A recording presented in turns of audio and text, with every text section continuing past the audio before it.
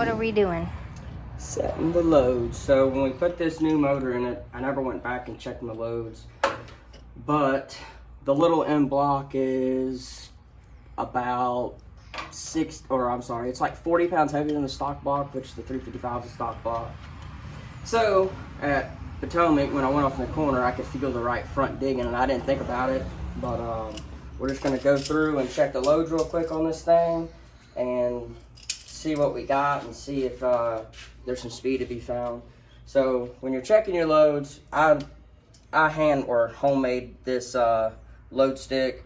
Weir's makes them, All-Star makes them, whatever. But all it is a load cell with your layout or your readout, and then as you can see, I just took Acme threaded rod and made myself a swedge tube, put Heims on it, and then I have a ratchet and wrench so I can get my travel number on my right front. And this is the same thing as like using a spring smasher on the right rear. It's just a different way of doing it. So this is how the scale, so to say, got taken out of perspective. And a lot of guys still put their stuff on scales to get your numbers, and if you don't have a name brand car like on like the Legend cars and stuff, you gotta get numbers for your corner weights to go off of. But anyhow, this is what we do on the modifieds, and you can pretty much do it on anything that's got a shock. So anyhow, appreciate it. Thank you, babe. All right, guys, so you put this goes where your shock would go, and you know, you'd have an eyelet here, eyelet down here, and then you tighten that up until you're zero on your readout there. Sorry, I'm leaning on the car. But then once we're done with that, we'll stick the jack under the control arm, lift it up, and then, we'll stick the jack under the frame, jack it up, and we will see what the load is. Now that we got the wheel off the ground and your load stick in there, it's gonna show you what your load is. So right now, with it set at the right height Shaw gives you, it's 597. And I'm not gonna tell y'all what I run or tell you what spring I have in there. But all right, so now to set the load where we want it, we're gonna add rounds here in the right front. Pretty much gonna preload the right front to get what we want.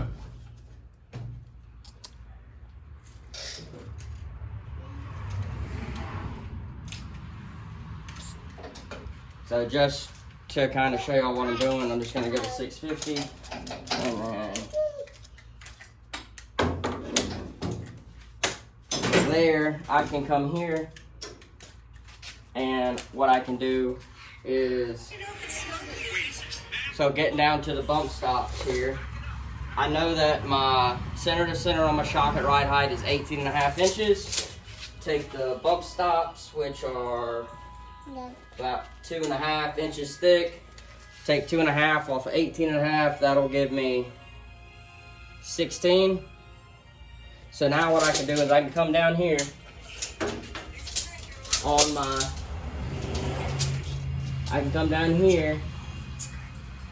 on my center to center on the shock bolts. And if you aren't tracking what center to center is, that's the center of your upper shock bolt to your lower shock bolt. But I can just crank this down to 16 inches, which would tell me what my load would be on my bump. So I'm not mistaken, I believe somewhere around 1200. That's what we're gonna say. Somewhere around 1200 is where it should end up on the bump. Pre-bump, that is.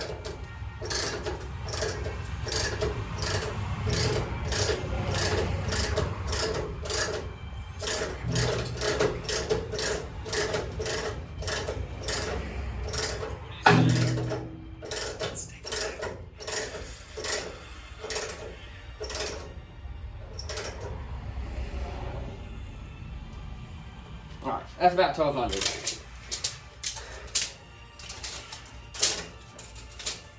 And then you come back down here. Boom. 16. Almost like I've done it before. So now, what I can kind of show you guys is I let the car down. So something else you can do is you can check all your clearances, check for binds. You can do a whole lot with the load stick because now the car is in attitude. Now, if I really want it to go all out, I can go back there, jack the left rear up, and get it on the chain where it would be in droop. But this is where the right front would be on the racetrack. So that's kind of the down and dirty of what a load stick does. And hey, if y'all are budget racers like myself, you don't have to go out and spend a ton of money on the load stick. I think I have 200 bucks in mine. So really simple to build. And another cool thing, put it back on the ground. It's pretty close. Almost, it's within 20 pounds of where I wanted my static load. So this would be called a static load when you initially set it, and then you go into your dynamic load, which is where we're at right now, like it would be sitting on the racetrack going around the corner. So, hope y'all learned something. I'm not a genius. I didn't figure this out myself, but this is what we're doing on the right fronts of these race cars. And really, they can be used on anything. Street stock, sportsman car. I know legend car guys are starting to use smashers and that kind of stuff, which is pretty cool in my opinion. And it's just a whole lot more accurate than jacking rounds in a corner because you don't know what it's doing to the other corners. Now you know exactly what you did at this corner, and you can refer back to exactly where you were and just take better notes this way.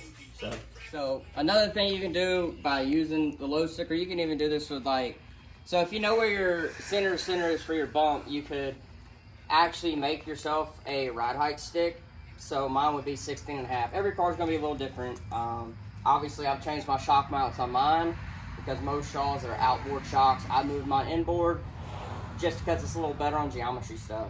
So anyhow, what I'm getting at on this piece is when I build bodies and my noses and all, I actually set the car on that load stick, get it down to my number, and that's how I can make sure I'm square across the front.